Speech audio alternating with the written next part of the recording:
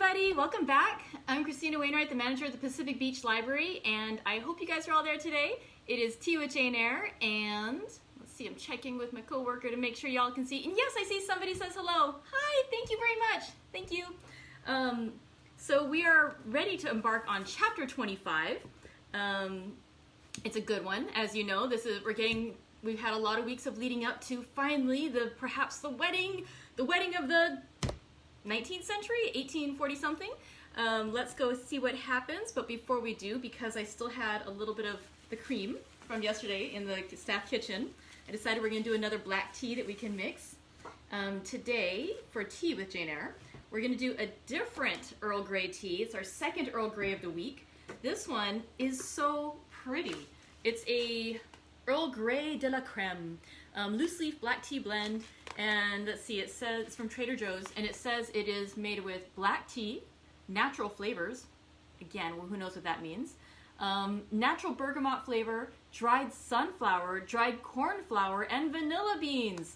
So yeah, when I poured it out, the loose leaves, the sunflower and the corn flour, just like these beautiful light yellow and blue leaves mixed into the tea. It's gorgeous. Okay, so I've been letting it steep. Let's go ahead and pour that out. Again, a lovely color.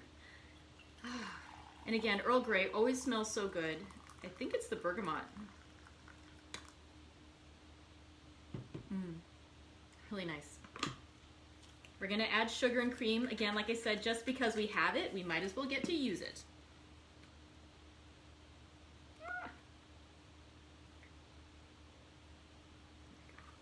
All right, so let's go ahead and stir that tea, and then we'll go ahead and embark on chapter 25. While that's stirring, let's go ahead and catch up a little bit on what happened in chapter 24. So, earlier in the week, Jane Eyre and Mr. Rochester got engaged. Okay, and there was a lovely photo, by the way, posted by Judy Gibson of a drawing from the book, the edition of the book that she's been reading. If you haven't yet had a chance to look at those drawings, they are gorgeous. They're these beautiful, I think they're, to me, are they woodcut engravings or were they etchings? One of the two, but they are beautiful, beautiful black and white drawings illustrating the book. And so if you want to go ahead and check those out on the Tea with Jane Eyre group, they're gorgeous drawings. They got engaged.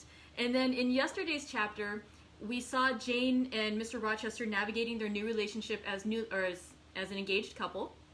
And basically, Mr. Rochester was being all loverly and things with her, and she was like, didn't feel quite comfortable with that. And so she was sort of holding him off a little bit, and oh, woodcuts, thank you, Judy. And so she was sort of holding him off by kind of teasing him a little bit and just being a little sassy with him. It was kind of sweet to see.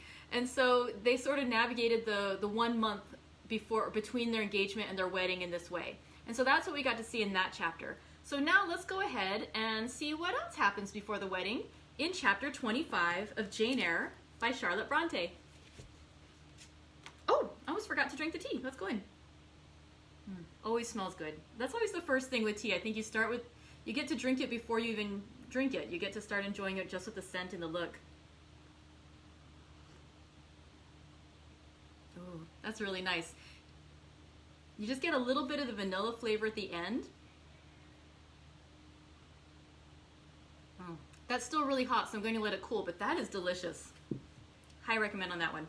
Okay, so chapter 25 of Jane Eyre.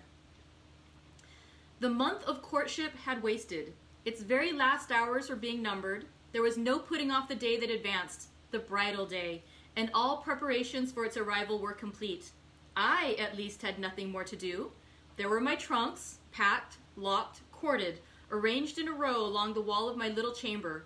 Tomorrow, at this time, they will be far on their road to London, and should I, DV, which stands for Deo Volente, God willing, or rather not I, but one Jane Rochester, a person whom as yet I knew not. The cards of address remained to nail on. The cards of address alone remained to nail on. They lay, 4 little squares, on the drawer. Mr. Rochester had himself written the direction. Mrs. Rochester, Hotel, London. On each. I could not persuade myself to affix them or to have them affixed. Mrs. Rochester, she did not exist. She would not be born till tomorrow, sometime after 8 o'clock a.m., and I would have and I would wait to be assured she had come into the world alive before I assigned to her all that property. It was enough that in yonder closet, opposite my dressing table, garments said to be hers had already displaced my black stuff low-wood frock and straw bonnet, for not to me appertained that suit of wedding raiment, the pearl-colored robe, the vapory veil, pendant from the usurped portmanteau. I shut the closet to conceal the strange, wraith-like apparel it contained, which, at this evening hour, 9 o'clock, gave out certainly a most ghostly shimmer through the shadow of my apartment. "I will leave you by yourself, white dream," I said to myself. "I am feverish. I hear the wind blowing. I will go out of doors and feel it." It was not only the hurry of preparations that made me feverish, not only the anticipation of the great change, the new life which was to commence tomorrow. Both these circumstances had their share, doubtless, in producing that restless, excited mood which hurried me forth at this late hour into the darkening grounds, but a third cause influenced my mind more than they. I had at heart a strange and anxious thought. Something had happened which I could not comprehend. No one knew of or had seen the event but myself. It had taken place the preceding night. Mr. Rochester that night was absent from home, nor was he yet returned. Business had called him to a small estate of 2 or 3 farms he possessed, 30 miles off. Business it was requisite he should settle in person, previous to his meditated departure from England. I awaited now his return, eager to disburden my mind and to seek of him the solution of the enigma that perplexed me. Stay till he comes, reader, and when I disclose my secret to him, you shall share the confidence. I sought the orchard, driven to its shelter by the wind, which all day had blown strong and full from the south, without, however, bringing a speck of rain. Instead of subsiding as night drew on, it seemed to augment its rush and deepen its roar. The trees blew steadfastly one way, never writhing round, and scarcely tossing back their boughs once in an hour, so continuous was the strain bending their branchy heads northward. The clouds drifted from pole to pole, fast following, mass on mass. No glimpse of blue sky had been visible that July day.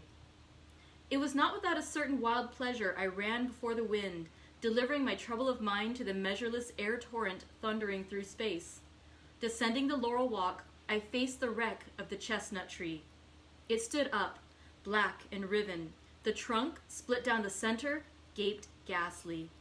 The cloven halves were not broken from each other, for the firm base and strong roots kept them unsundered below, though community of vitality was destroyed. The sap could flow no more. Their great boughs on each side were dead, and next winter's tempest would be sure to fell one or both to earth. As yet, however, they might be said to form one tree, a ruin, but an entire ruin. "You did right to hold fast to each other," I said, as if the monster splinters were living things and could hear me. "I think, scathed as you look, and charred and scorched, there must be a little sense of life in you yet, rising out of that adhesion at the faithful, honest roots. You will never have green leaves more, never more see birds making nests and singing idyls in your boughs. The time of pleasure and love is over with you, but you are not desolate. Each of you has a comrade to sympathize with him in his decay. As I looked up at them, the moon appeared momentarily in that part of the sky which filled their fissure. Her disk was blood red and half overcast. She seemed to throw on me one bewildered, dreary glance, and buried herself again instantly in the deep drift of cloud. The wind fell for a second round Thornfield, but far away, over wood and water, poured a wild, melancholy wail. It was sad to listen to, and I ran off again. Here and there I strayed through the orchard, gathering up the apples with which the grass round the tree roots was thickly strewed.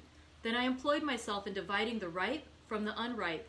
I carried them into the house and put them away in the storeroom. Then I repaired to the library to ascertain whether the fire was lighted, for, though summer, I knew on such a gloomy evening Mr. Rochester would like to see a cheerful hearth when he came in. Yes, the fire had been kindled some time and burned well. I placed his armchair by the chimney corner. I wheeled the table near it. I let down the curtain and had the candles brought in ready for lighting. More restless than ever, when I had completed these arrangements, I could not sit still, nor even remain in the house. A little timepiece in the room and the old clock in the hall, simultaneously struck 10. "How late it grows," I said. "I will run down to the gates. It is moonlight at intervals. I can see a good way on the road. He may be coming now, and to meet him will save minutes of suspense." The wind roared high in the great trees which embowered the gates, but the road, as far as I could see, to the right hand and the left, was all still and solitary, save for the shadows of clouds crossing it at intervals. As the moon looked out, it was but a long, pale line, unvaried by one moving speck. A puerile tear dimmed my eye while I looked, a tear of disappointment and impatience. Ashamed of it, I wiped it away. I lingered. The moon shut herself wholly within her chamber and drew close her curtain of dense cloud. The night grew dark. Rain came driving fast on the gale. "I wish he would come! I wish he would come!" I exclaimed, seized with hypochondriac foreboding. I had expected his arrival before tea. Now it was dark. What could keep him? Had an accident happened? The event of last night again recurred to me. I interpreted it as a warning of disaster. I feared my hopes were too bright to be realized, and I had enjoyed so much bliss lately that I imagined my fortune had passed its meridian and must now decline. Well, I cannot return to the house, I thought. I cannot sit by the fireside while he is abroad in inclement weather. Better tire my limbs than strain my heart. I will go forward and meet him. I set out. I walked fast, but not far. Ere I had measured a quarter of a mile, I heard the tramp of hooves. A horseman came on, full gallop, a dog by his side. Away with evil presentiment, it was he. Here he was, mounted on Mesrour, followed by Pilate. He saw me, for the moon had opened a blue field in the sky and rode in it watery bright. He took his hat off and waved it round his head. I now ran to meet him. "There!" he exclaimed as he stretched out his hand and bent from the saddle. "You can't do without me, that is evident. Step on my boot toe. Give me both hands. Mount." I obeyed. Joy made me agile. I sprung up before him. A hearty kissing I got for welcome, and some boastful triumph, which I swallowed as well as I could. He checked himself in his exultation to demand, "But is there anything the matter, Janet, that you come to meet me at such an hour? Is there anything wrong?" "No, but I thought you would never come. I could not bear to wait in the house for you, especially with this rain and wind." "Rain and wind, indeed. Yes, you are dripping like a mermaid. Pull my cloak round you. But I think you are feverish, Jane. Both your cheek and hand are burning hot. I ask again, is there anything the matter?" "Nothing now. I am neither afraid nor unhappy." "Then you have been both?" "Rather. But I'll tell you all about it by and by, sir, and I dare say you will only laugh at me for my pains." "I'll laugh at you heartily when tomorrow is past. Till then, I dare not. My prize is not certain. This is you, who have been as slippery as an eel this last month and as thorny as a briar rose? I could not lay a finger anywhere but I was pricked, and now I seem to have gathered up a stray lamb in my arms. You wandered out of the fold to seek your shepherd, did you, Jane?" "I wanted you, but don't boast. Here we are at Thornfield. Now let me get down." He landed me on the pavement. As John took his horse and he followed me into the hall, he told me to make haste and put something dry on, and then to return to him in the library. And he stopped me as I made for the staircase to extort a promise that I would not be long. Nor was I long. In 5 minutes I rejoined him. I found him at supper. "Take a seat and bear me company, Jane. Please God, it is the last meal but one you will eat at Thornfield Hall for a long time." I sat down near him, but told him I could not eat. "Is it because you have the prospect of a journey before you, Jane? Is it the thoughts of going to London that takes away your appetite?" "I cannot see my prospects clearly tonight, sir, and I hardly know what thoughts I have in my head. Everything in life seems unreal." "Except me. I am substantial enough. Touch me." You, sir, are the most phantom-like of all. You are a mere dream." He held out his hand, laughing. "Is that a dream?" said he, placing it close to my eyes. He had a rounded, muscular, and vigorous hand, as well as a long, strong arm. "Yes, though I touch it, it is a dream," said I, as I put it down from before my face. "Sir, Have you finished supper? Yes, Jane. I rung the bell and ordered away the tray. When we were again alone, I stirred the fire and then took a low seat at my master's knee. It is near midnight, I said. Yes, but remember, Jane, you promised to wake with me the night before my wedding. I did, and I will keep my promise, for an hour or two at least. I have no wish to go to bed.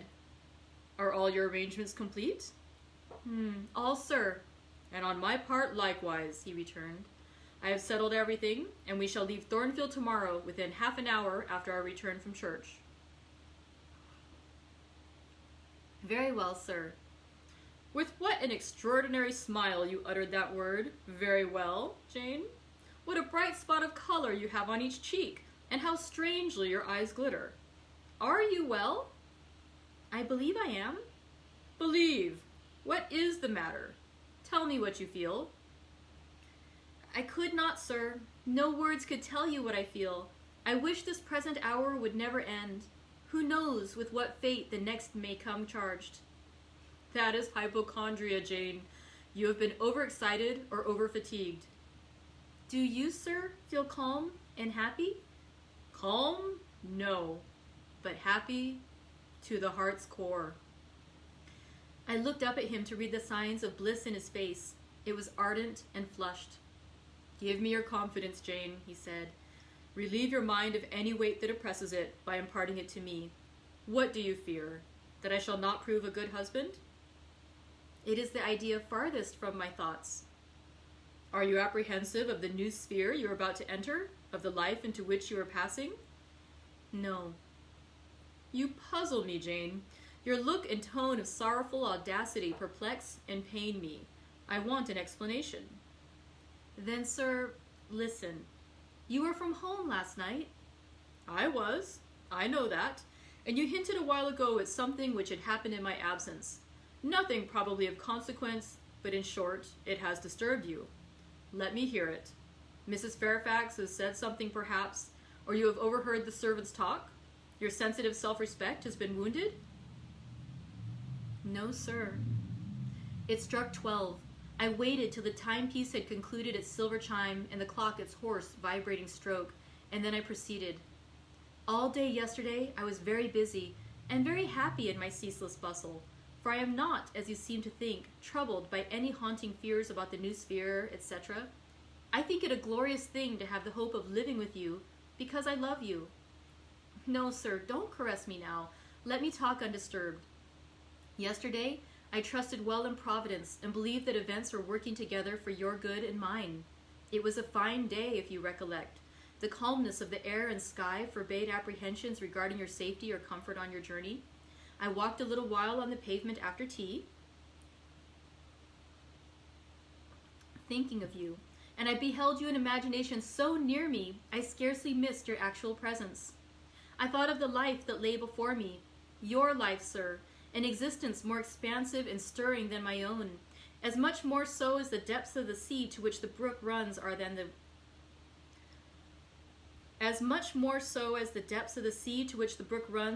than the shallows of its own straight channel. I wondered why moralists call this world a dreary wilderness. For me, it blossomed like a rose. Just at sunset, the air turned cold and the sky cloudy. I went in. Sophie called me upstairs to look at my wedding dress, which they had just brought, and under it in the box I found your present, the veil which, in your princely extravagance, you sent for from London, resolved, I suppose, since I would not have jewels, to cheat me into accepting something as costly. I smiled as I unfolded it, and devised how I would tease you about your aristocratic tastes, and your efforts to mask your plebeian bride in the attributes of a peeress. I thought how I would carry down to you the square of unembroidered blonde I had myself prepared as a covering for my low-born head, and ask if that was not good enough for a woman who could bring her husband neither fortune, beauty, nor connections. I saw plainly how you would look, and heard your impetuous republican answers, and your haughty disavowal of any necessity on your part to augment your wealth or elevate your standing by marrying either a purse or a coronet. How well you read me, you witch, interposed Mr. Rochester. But what did you find in the veil beside its embroidery? Did you find poison or a dagger that you look so mournful now? No, no, sir. Besides the delicacy and richness of the fabric, I found nothing save Fairfax Rochester's pride, and that did not scare me, because I am used to the sight of the demon. But, sir, as it grew dark, the wind rose. It blew yesterday evening, not as it blows now, wild and high, but with a sullen, moaning sound, far more eerie. I wished you were at home. I came into this room, and the sight of the empty chair and fireless hearth chilled me. For some time after I went to bed, I could not sleep. A sense of anxious excitement distressed me. The gale, still rising, seemed to my ear to muffle a mournful undersound. Whether in the house or abroad, I could not at first tell, but it recurred, doubtful, yet doleful, at every lull. At last I made out it must be some dog howling at a distance. I was glad when it ceased. On sleeping, I continued in dreams the idea of a dark and gusty night. I continued also the wish to be with you, and experienced a strange, regretful consciousness of some barrier dividing us. During all my first sleep, I was following the windings of an unknown road. Total obscurity environed me. Rain pelted me. I was burdened with the charge of a little child, a very small creature, too young and feeble to walk, and which shivered in my cold arms and wailed piteously in my ear. I thought, sir, that you were on the road a long way before me, and I strained every nerve to overtake you, and made effort on effort to utter your name and entreat you to stop. But my movements were fettered, and my voice still died away inarticulate, while you, I felt, withdrew further and further every moment. And these dreams weigh on your spirits now, Jane, when I am close to you? Little nervous subject, forget visionary woe, and think only of real happiness. You say you love me, Janet. Yes, I will not forget that, and you cannot deny it. Those words did not die inarticulate on your lips.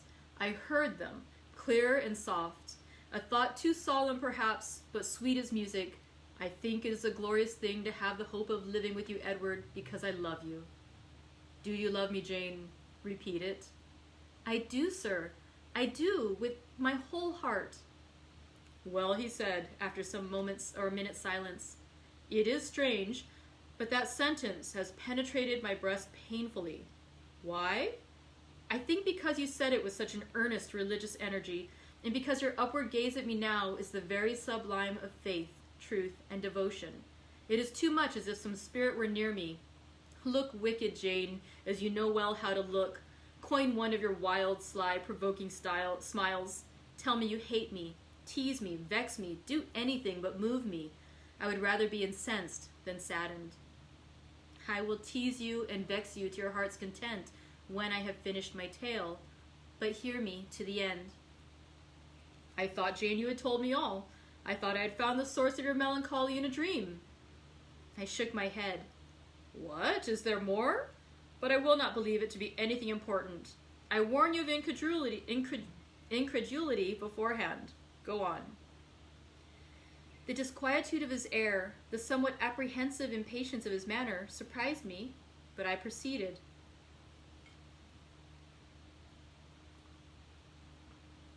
I dreamed another dream, sir, that Thornfield Hall was a dreary ruin, the retreat of bats and owls. I thought that of all the stately front nothing remained but a shell-like wall, very high and very fragile-looking. I wandered on a moonlight night through a grass-grown enclosure within. Here I stumbled over a marble hearth, and there over a fallen fragment of cornice. Wrapped up in a shawl, I still carried the unknown little child. I might not lay it down anywhere. However tired were my arms, however much its weight impeded my progress, I must retain it. I heard the gallop of a horse at a distance on the road. I was sure it was you, and you were departing for many years and for a distant country. I climbed the thin wall with frantic, perilous haste, eager to reach one glimpse of you from the top. The stones rolled from under my feet. The ivory branches I grasped gave way. The child clung round my neck in terror and almost strangled me. At last, I gained the summit. I saw you like a speck on a white track, lessening every moment. The blast blew so strong I could not stand. I sat down on the narrow ledge. I hushed the scared infant in my lap. You turned an angle of the road. I bent forward to take a last look. The wall crumbled. I was shaken. The child rolled from my knee. I lost my balance, fell, and woke. Now, Jane, that is all. All the preface, sir. The tale is yet to come. On waking, a gleam dazzled my eyes. I thought, oh, it is daylight. But I was mistaken. It was only candlelight. Sophie, I supposed, had come in. There was a light on the dressing table, and the door of the closet where, before going to bed, I had hung my wedding dress and veil stood open. I heard a rustling there. I asked, Sophie, what are you doing? No one answered, but a form emerged from the closet. It took the light, held it aloft, and surveyed the garments pendant from the portmanteau. Sophie! Sophie! I again cried, and still it was silent. I had risen up in bed. I bent forward. First surprise, then bewilderment came over me, and then my blood crept cold through my veins. Mr. Rochester, this was not Sophie. It was not Leah. It was not Mrs. Fairfax. It was not... No, I was sure of it and am still. It was not even that strange woman, Grace Poole. It must have been one of them, interrupted my master. No, sir, I solemnly assure you to the contrary. The shape standing before me had never crossed my eyes within the precincts of Thornfield Hall before. The height, the contour were new to me. Describe it, Jane. It seemed, sir, a woman, tall and large, with thick and dark hair hanging long down her back. I know not what dress she had on. It was white and straight, but whether gown, sheet, or shroud, I cannot tell. Did you see her face? Not at first, but presently she took my veil from its place. She held it up, gazed at it long, and then she threw it over her own head and turned to the mirror. At that moment, I saw the reflection of the visage and features quite distinctly in the dark oblong glass. And how were they? Fearful and ghastly to me. Oh, sir, I never saw a face like it. It was a discolored face. It was a savage face. I wish I could forget the roll of the red eyes and the fearful blackened inflation of the lineaments. Ghosts are usually pale, Jane. This, sir, was purple. The lips were swelled and dark, the brow furrowed, the black eyebrows widely raised over the bloodshot eyes. Shall I tell you what it reminded me? You may. Of the foul German spectre, the vampire. Ah, what did it do? Sir, it removed my veil from its gaunt head, rent it in two parts, and flinging both on the floor, trampled on them. Afterward? It drew aside the window curtain and looked out. Perhaps it saw dawn approaching, for taking the candle, it retreated to the door. Just at my bedside, the figure stopped. The fiery eye glared upon me. She thrust up her candle close to my face and extinguished it under my eyes. I was aware her wild visage flamed over mine, and I lost consciousness. For the second time in my life, only the second time, I became insensible from terror. Who was with you when you revived? No one, sir, but the broad day.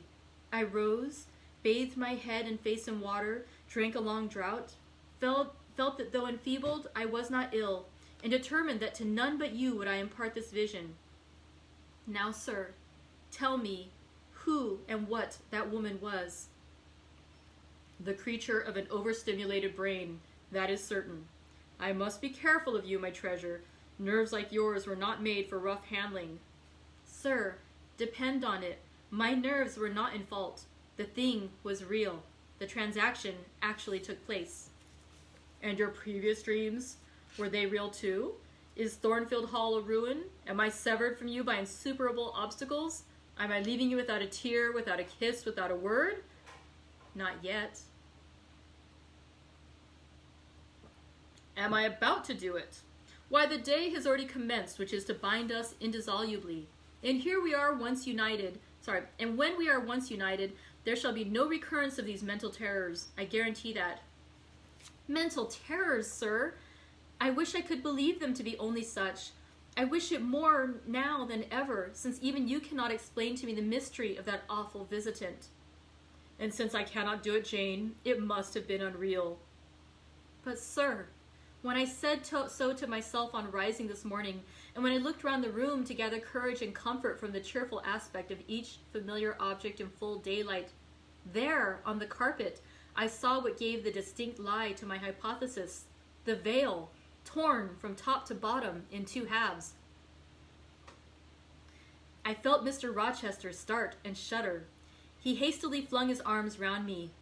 "Thank God," he exclaimed, "that if anything malignant did come near you last night, it was only the veil that was harmed. Oh, to think what might have happened!" He drew his breath short and strained me so close to him I could scarcely pant. After some minutes' silence, he continued cheerily, "Now, Janet, I'll explain to you all about it. It was half dream, half reality. A woman did, I doubt not, enter your room, and that woman must have been, Grace Poole. You call her a strange being yourself. From all you know, you have reason so to call her. What did she do to me? What to Mason?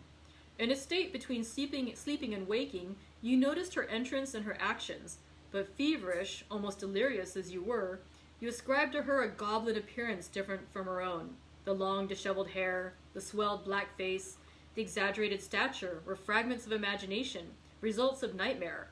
The spiteful tearing of the veil was real, and it is like her. I see you would ask why I keep such a woman in my house. When we have been married a year and a day, I will tell you, but not now.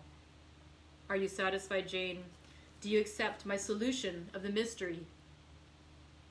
I reflected, and in truth, it appeared to me the only possible one. Satisfied I was not, but to please him I endeavored to appear so.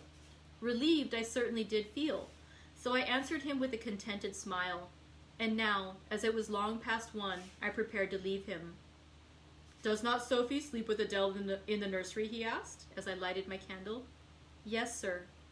"And there's room enough in Adele's little bed for you. You must share it with her tonight, Jane. It is no wonder that the incident you have related should make you nervous, and I would rather you did not sleep alone. Promise me to go to the nursery." "I shall be very glad to do so, sir." "And fasten the doors securely on the inside. Wake Sophie when you go upstairs, under pretext of requesting her to rouse you in good time tomorrow, for you must be dressed and have finished breakfast before 8. And now, no more somber thoughts. Chase dull care away, Janet. Don't you hear to what soft whispers the wind has fallen? And there is no more beating of rain against the window panes. Look here." He lifted up the curtain. "It is a lovely night." It was. Half heaven was pure and stainless. The clouds, now trooping before the wind which had shifted to the west, were filing off eastward in long silvered columns. The moon shone peacefully. "Well," said Mr. Rochester, gazing inquiringly into my eyes, "how is my Janet now?" "The night is serene, sir, and so am I." "And you will not dream of separation and sorrow tonight, but of happy love and blissful union." This prediction was but half fulfilled. I did not indeed dream of sorrow, but as little did I dream of joy, for I never slept at all. With little Adele in my arms, I watched the slumber of childhood, so tranquil, so passionless, so innocent, and waited for the coming day. All my life was awake and astir in my frame, and as soon as the sun rose, I rose too. I remember Adele clung to me as I left her. I remember I kissed her as I loosened her little hands from my neck, and I cried over her with strange emotion, and quitted her because I feared my sobs would break her still sound repose. She seemed the emblem of my past life, and he I was now to array myself to meet, the dread but adored type of my unknown future day. That concludes chapter 25 of Jane Eyre by Charlotte Brontë. Join us tomorrow for the wedding. As you could see, there are some interesting, gloomy parts coming up. We'll see what happens with tomorrow's wedding. Let's hope it all goes well for her. She deserves it, right? Let's go. All right, so please, I hope you guys enjoy the rest of your day. If you're also enjoying your tea today, I hope it's also fabulous. and that you have a great rest of your day. Take care now, and I'll see you tomorrow because there's a wedding happening. Bye!